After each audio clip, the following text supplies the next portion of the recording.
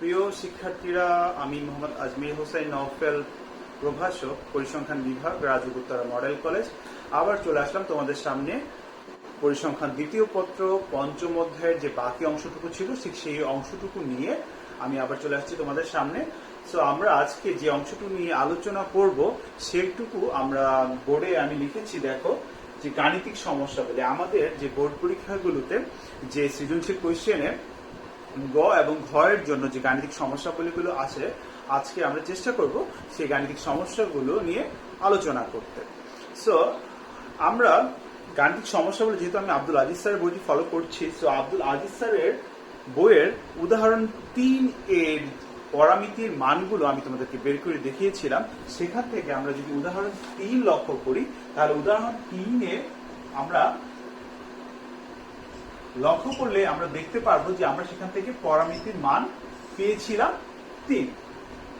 আমরা পরামিতির মান 3 পেয়েছিলাম। আমরা জানি যে একমাত্র একটি বিন্যাস পৈশু বিন্যাস যেখানে হচ্ছে গড়, ভেদাঙ্ক এবং পরামিতি একই ধরনের মান বহন করে।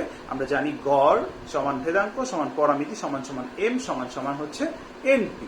সো তোমরা যদি উদাহরণ 3 এর আরেকটি কোয়েশ্চেন তোমরা লক্ষ্য করো, তো তোমরা কোশ্চেনে খ এর অংশ তোমরা দেখতে পারবে যে যে উদ্দীপকটি উদাহরণ 3 দেওয়া ছিল সেটির আলোকে লেখা আছে যে উদ্দীপকের বিন্যাসটির গড় 3 হলে বঙ্কিমতা কত।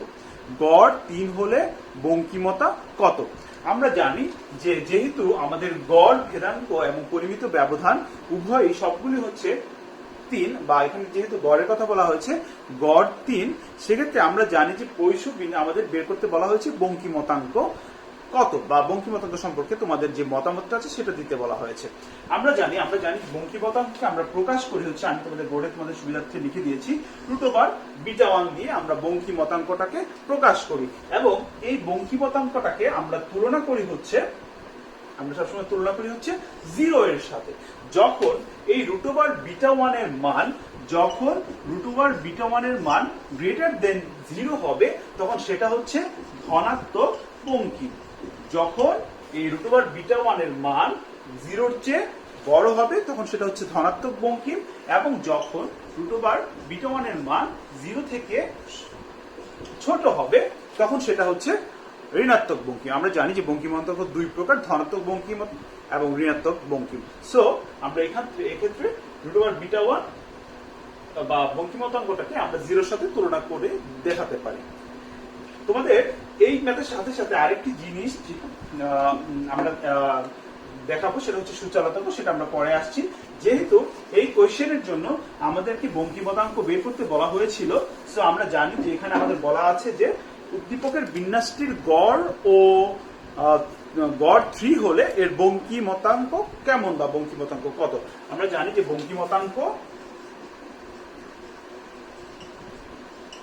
√β1 = 1/√m। আমরা দেখেছি এখানে m এর মান হচ্ছে 3। সো আমরা √3 এর মানটা যখন আমি বসিয়ে দিব, √3 এর মানটা 1.73, এটা 1 দিয়ে ভাগ করলে 0.5। এখানে আমরা √β1 এর মানটা পেয়েছি হচ্ছে 0.5। এই 0.5 এর মানটি হচ্ছে আমাদের গ্রেটার দেন 0। সো যেহেতু গ্রেটার দেন 0, সো এই আমাদের যদি পরামিতির মান বা হচ্ছে আমাদের কি গড়ের মান যদি 3 হয়, সেক্ষেত্রে অবশ্যই বিন্যাসটি ধনাত্মক বঙ্কিম বলে বিবেচিত হবে। ডিয়ার স্টুডেন্টস, তোমরা যদি উদাহরণ 3 এর পর উদাহরণ 4 লক্ষ্য করো, উদাহরণ 4 এর যে কোশ্চেনটি আছে সেটি আমি তোমাদেরকে বলে দিচ্ছি যে একটি বিন্যাসের আদর্শ বিচ্যুতি যদি √2 হয়, সূচালোতাঙ্ক কত। আমি তোমাদের একটু আগে বলেছিলাম যে এখানে বঙ্কিমতাঙ্কর সাথে আমাদের আরেকটি বিষয় খুব ইম্পর্টেন্ট, সেটা হচ্ছে সূচালোতাঙ্ক। এবং সেই সূচালোতাঙ্কটাকে আমরা উদাহরণ 4 দিয়ে আমরা এখন দেখবো আব্দুল আজিজ স্যারের বইয়ের অনুসারে। সো আমি তোমাদেরকে একটু আগে বলেছিলাম যে বঙ্কিমতাঙ্ককে আমরা তুলনা করি সবসময় 0 এর সাথে, এবং এই এবং সেটাকে প্রকাশ করি হচ্ছে √β1 দিয়ে। আমাদের এই কোশ্চেনের জন্য যেটা দরকার সেটা হচ্ছে সূচালতাঙ্ক, এবং এই সূচালতাঙ্কটা হচ্ছে আমরা প্রকাশ করি হচ্ছে বিটা 2 দিয়ে, এবং আমরা জানি যে বৈশু বিন্যাসের ক্ষেত্রে সূচালতাঙ্কটা হচ্ছে 3+1/m, এবং সেটা বৈশিষ্ট্য বা ধর্মাবলী থেকে আমরা জানি সেটা সবসময় অতি সূচালো হয়।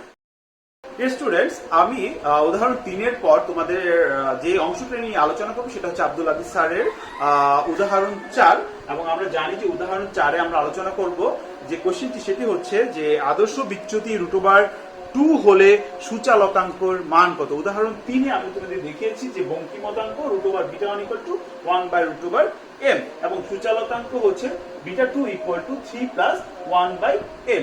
আমরা জানি যে সূচালতাঙ্কটাকে আমরা তুলনা করি হচ্ছে 3 এর সাথে, এবং সূচালতাঙ্ক প্রধানত 3 প্রকার হয়ে থাকে, সেটা হচ্ছে অতি সূচালো, মধ্যম সূচালো এবং অনতি সূচালো। আমরা যদি বোর্ডে খেয়াল করি, আমি তোমাদের দেখাচ্ছি কোনটি অতি সূচালো এবং কোনটি মধ্যম সূচালো হয়। যখন β2 এর মান 3 এর চেয়ে বড় হবে সেটি হবে অতি সূচালো, যখন β2 = 3 হবে সেটি হবে মধ্যম সূচালো, এবং যখন β2 এর মান <3 হবে সেটি হবে অনতি সূচালো। আমরা যেহেতু উদাহরণ 4 নিয়ে এখন আলোচনা করব, তো উদাহরণ 4 যদি আমরা লক্ষ্য করি, কোশ্চেনটি ছিল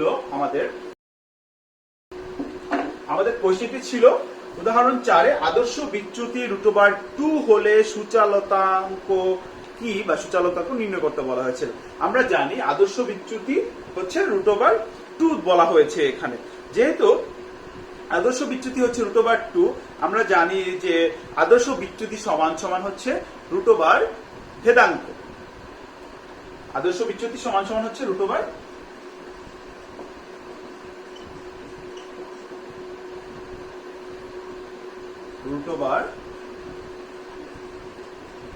ভেদাঙ্ক, এবং এখানে আমরা জানি যে এই ক্ষেত্রে ভেদাঙ্কের মান হচ্ছে m, সো আদর্শ বিচ্যুতি সমান সমান √m।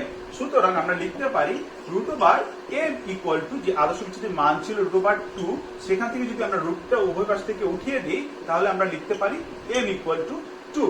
সো এইভাবে আমরা পরামিতির যে মানটা আছে সেটা আমরা বের করে ফেলতে পারবো। এই পরামিতির মানটা বের করার পরে আমাদেরকে সূচালতাঙ্কর যে সূত্রটা আছে সেই সূচালতাঙ্ক সূত্রটা হচ্ছে β2 = 3+1/m, সেখানে এই m এর মানটি আমাদেরকে বসিয়ে দিতে হবে। আমরা দেখি m এর মানটি বসিয়ে 3+1/2 =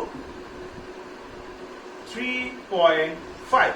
সো ডিয়ার স্টুডেন্টস, তোমরা যদি লক্ষ্য করো, এখানে দেখতে পারবে যে β2 = 3.5, β2 = 3.5, এবং এই 3.5 মানটি 3 এর চেয়ে বড়।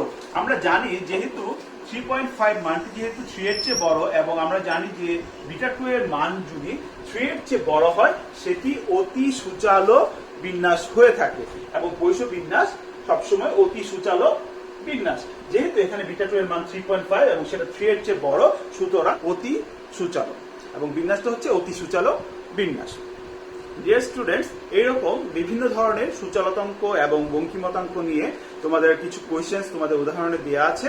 সেই কোশ্চেনগুলো যদি তোমরা ভালো করে খেয়াল করো তাহলে তোমরা দেখতে পারবে খুব সহজেই। এরা আশা রাখি তোমরা এই দুটো অংশ দেখার পরে বাকি অংশগুলো খুব সহজেই বুঝে নিতে পারবে। শুধু মনে রাখতে হবে যে আমরা বঙ্কিমতাঙ্ক বা β1 কে তুলনা করব হচ্ছে 0-র সাথে, এবং বঙ্কিমতাঙ্ক 2 প্রকার, একটা হচ্ছে ধনাত্মক বঙ্কিম এবং ঋণাত্মক বঙ্কিম, এবং সূচালতাঙ্কটাকে আমরা বা β2টাকে আমরা তুলনা করব হচ্ছে 3 এর সাথে, এবং সূচালতাঙ্ক 3 প্রকার: অতি সূচালো, মধ্যম সূচালো এবং অনতি সূচালো। প্রিয় শিক্ষার্থীরা, এই ছিল আমাদের সূচালতার অংশ নিয়ে এবং বঙ্কিমতার অংশ নিয়ে কিছু কথোপকথন।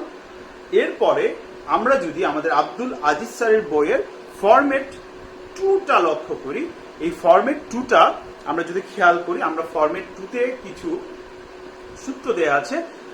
এটা হচ্ছে তোমাদের নেক্সট ক্লাসের জন্য এই ফরম্যাট 2 এর সূত্রগুলো তোমরা ভালো করে দেখবে। আশা রাখি তোমরা খুব ভালো করে বুঝবে যে এই ফরম্যাট 2 এর সূত্রগুলো খুব সুন্দরভাবে আজিজ স্যারের বইয়ে দেয়া আছে। আজ এই পর্যন্তই। নেক্সট ক্লাসে ইনশাআল্লাহ আমরা আবার এই বাকি অংশটুকু নিয়ে আলোচনা করব। আল্লাহ।